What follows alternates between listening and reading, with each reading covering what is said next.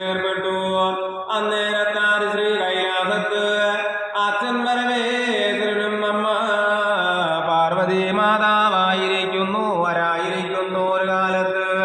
അന്നേരത്തായിരിക്കുന്ന അരുളി ചെയ്തു നമ്മളായിരിക്കുന്നു ഒട്ടനവധി നിരവധി കാലങ്ങളൊക്കെയായി കാനന ഭംഗിയൊന്ന് ആസ്വദിക്കുവാനായി വഴി പോയിട്ട് ആയതിനെ കൊണ്ടമ്മ പരമേശ്വരി മാതാവും അച്ഛൻ പരമേശ്വരനും അങ്ങനെ കാനനത്തിലേക്ക് അങ്ങനെ കളിച്ചും ചിരിച്ചും ഉല്ലസിച്ചും അങ്ങനെ വഴി നടക്കുമ്പോ അന്നേരത്തായിരിക്കുന്നേ